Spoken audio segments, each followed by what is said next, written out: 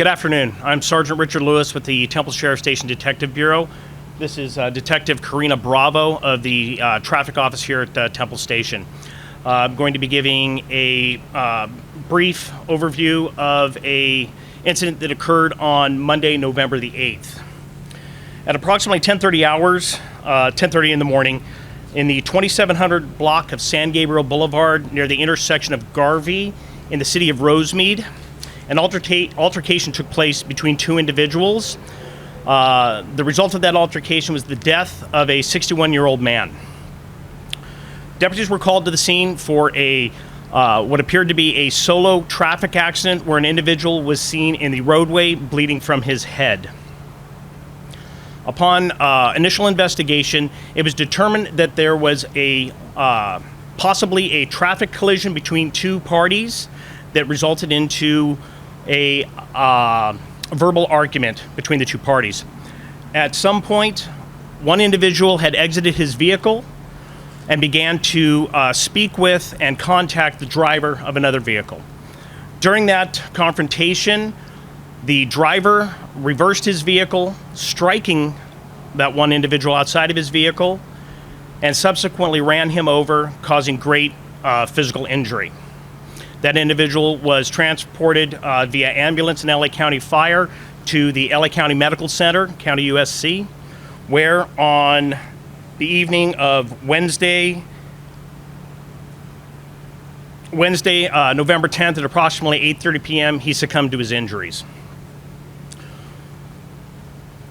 During the investigation of this incident, it was discovered that the driver of the vehicle left the location. We received information from several witnesses of the incident, and a search of the local area for that vehicle proceeded. Deputies from the Temple Sheriff Station discovered that vehicle several miles from the accident scene in the city of South El Monte. During this investigation, it was determined that that vehicle belongs to a family living in the city of South El Monte. The last person to be seen in that vehicle was a 16-year-old juvenile by the name of Mariano Coke, C-O-C. I've passed out or will have available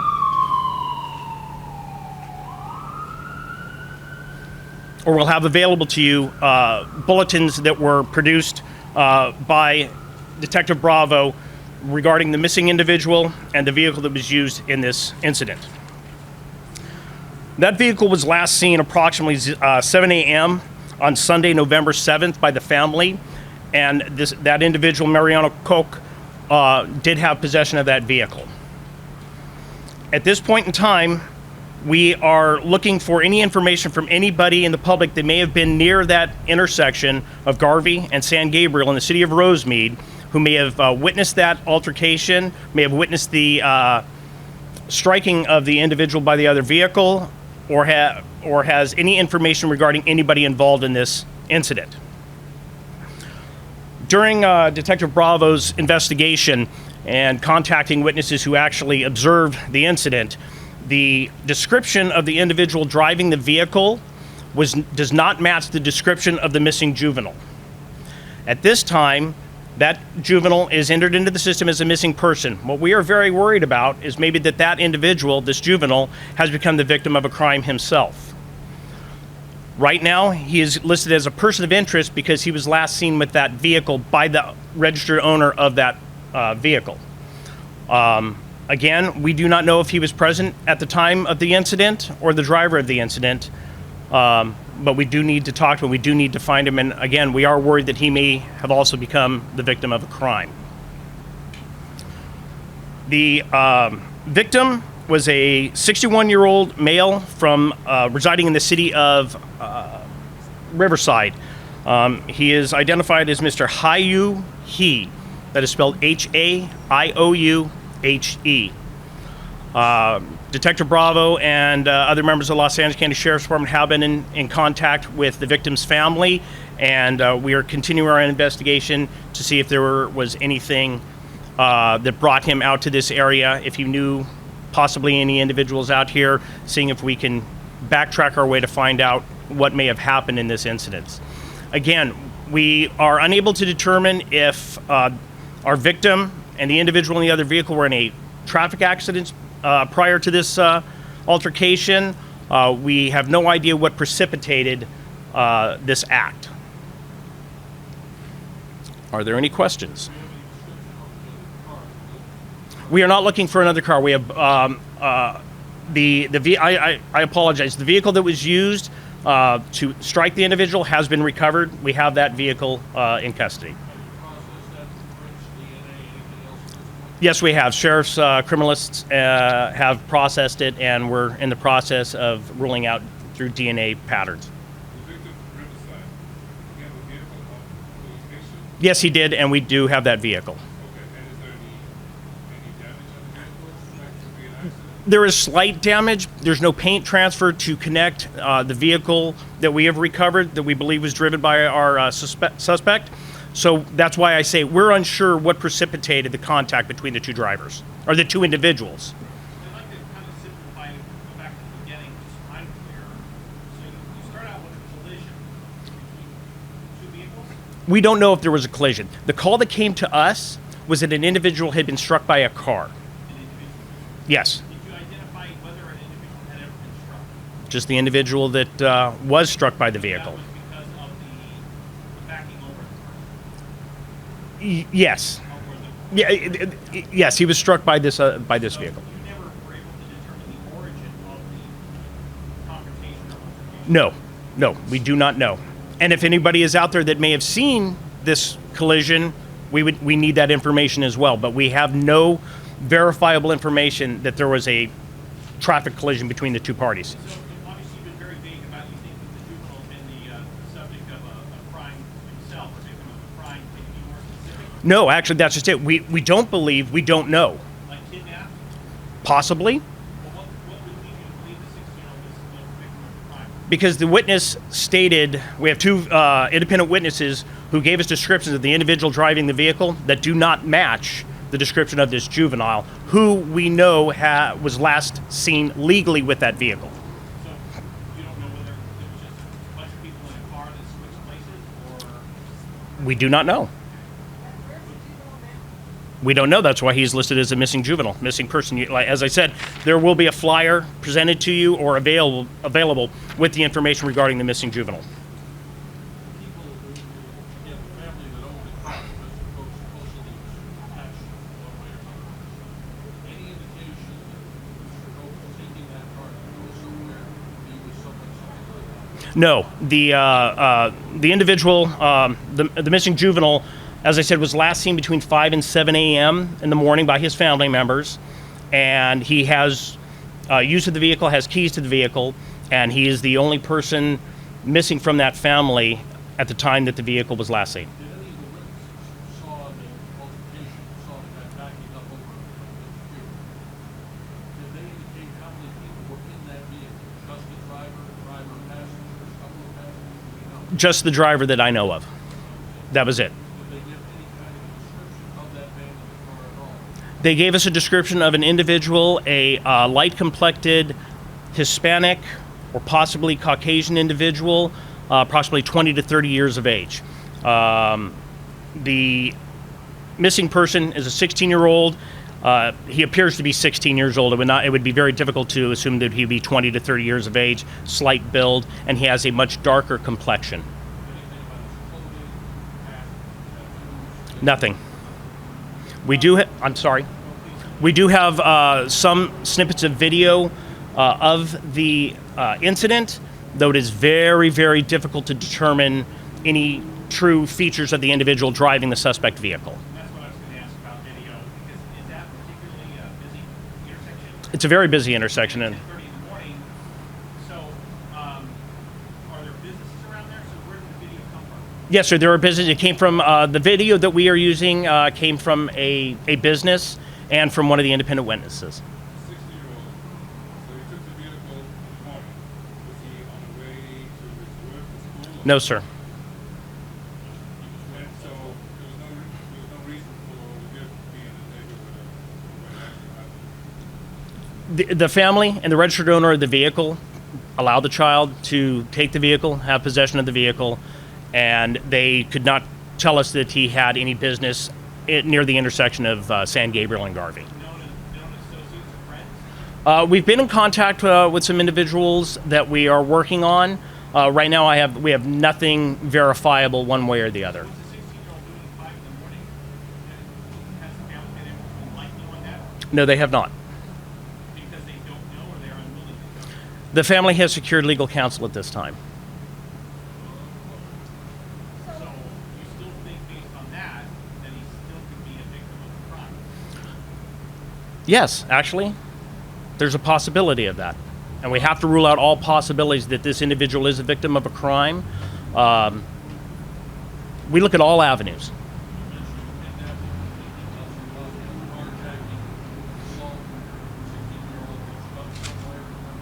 Absolutely, when things like this happen, we kind of work our way backwards from the worst case scenario down to the smallest of possible infractions. So we look at all avenues and we exhaust all avenues. You mentioned that they have a verbal argument. So is that the way they say is that they argue for what? No, we do not know, and that's what we're asking for the public's help. If anybody happened to see a collision prior to this instance or heard the altercation, heard them yelling or anything along those lines, we don't have anything to go on regarding that. And so we're asking for the public's help on this. So was he actually struck in the intersection proper, or was he struck nearby, or was it actually not familiar? It was actually not in the intersection. It was south of the intersection of Garvey, so it was in the traffic lanes. Was he in traffic? Yes, sir. So are we thinking of the actual, the assault itself with the vehicle? The man's approaching, he's talking to the man in the car, the other man in the car get out?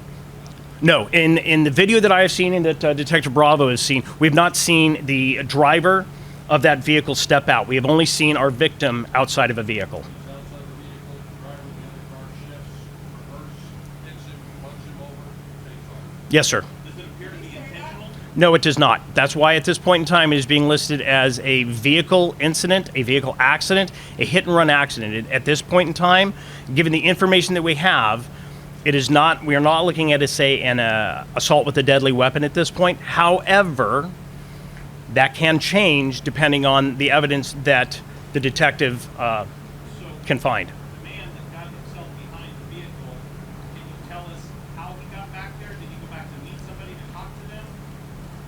From the video that I have seen, our victim is standing at the driver's side door, speaking with the driver of the vehicle. As they are speaking, the driver of the vehicle reverses the car, at which point our victim becomes, his feet become entangled with the left front driver's front wheel, and he is pulled underneath. So that means that they know each other. I don't know that.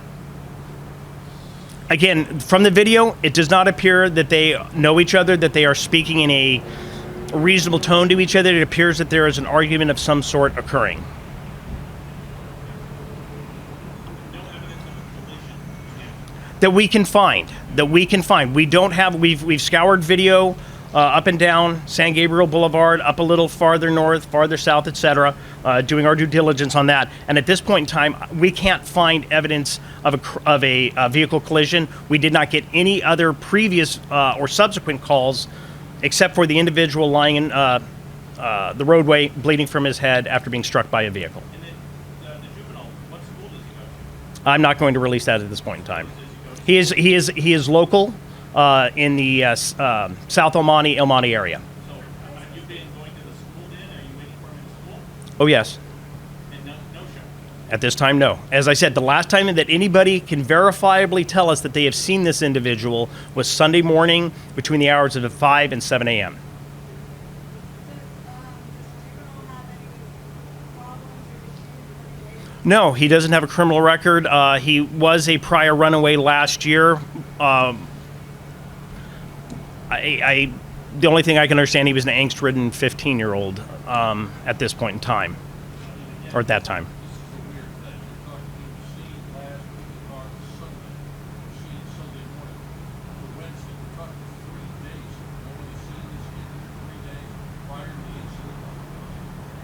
Yes. And that, again, that is what then perks our interest to wonder if this individual, this juvenile, has become the victim of a crime of some sort.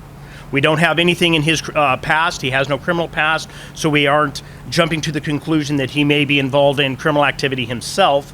So we are definitely looking at him as a possible victim of a crime. You've got basically two cases. You've got a missing persons case, and you've got vehicular assault. Absolutely. So that's why we have a traffic detective, and we have my detectives up in the Detective Bureau working on it conjointly on this case. We don't know what we may find. Is this the only people for the family that have documentation? Well, as I have found in the years that I've been a deputy, lawsuits spring up from almost anything, and especially from vehicle accidents. It is not truly uncommon.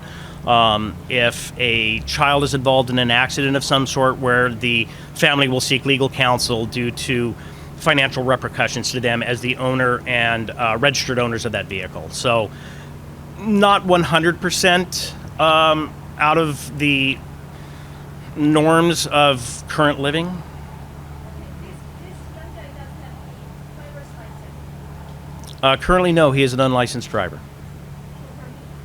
I'm sorry? For me only. I don't believe he even has a permit. Family gave him the permission to drive even so early in the morning. He's not my son. So you know for a fact that he drove the vehicle that morning? The information provided is by his family, yes. So are you looking at an issue there as well? We're looking at several issues, yes. This is not a standard case. This is a very complicated case. It's a very sad and tragic case. It is something that will take a lot of man hours by Detective Bravo and my detectives upstairs in the Detective Bureau. This is not an easy situation. My pleasure.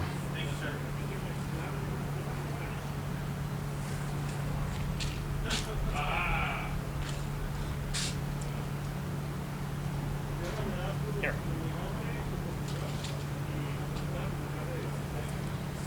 Mi nombre es Detective Karina Bravo.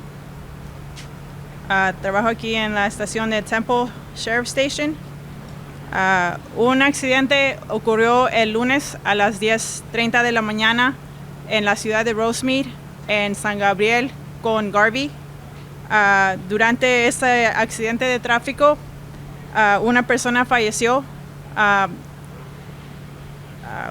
Unas personas vieron que estaban discutiendo y la persona falleció y el otro vehículo se fue. Tenemos el Nissan que atropelló a la persona, pero no sabemos ninguna información acerca del chofer del vehículo.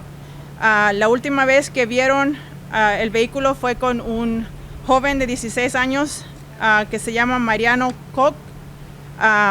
Él ahora está reportado como perdido y la familia no lo ha visto desde el domingo entre las 5 y las 7 de la mañana.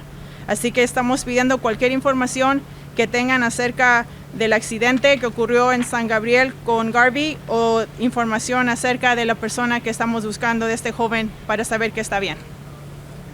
Mencionaron de que la descripción de lo que la gente vio no corresponde con la del chofer. Exacto, la descripción del chofer al momento del accidente no es igual a la de la persona que se vio con el carro de este joven. Así que es muy importante y queremos que toda la comunidad por favor nos ayude a encontrar al chofer de este accidente.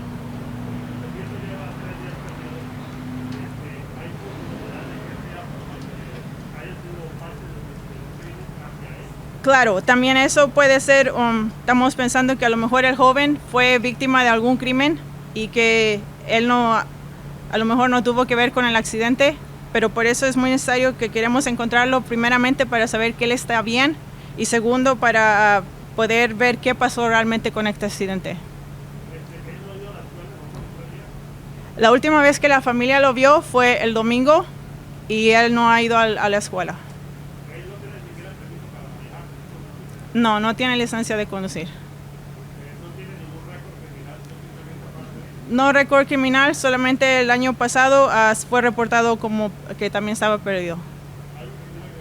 No, solamente que si por favor la comunidad nos puede ayudar es muy importante para darle tranquilidad a la familia de la víctima, un hombre de 61 años de Riverside. Gracias.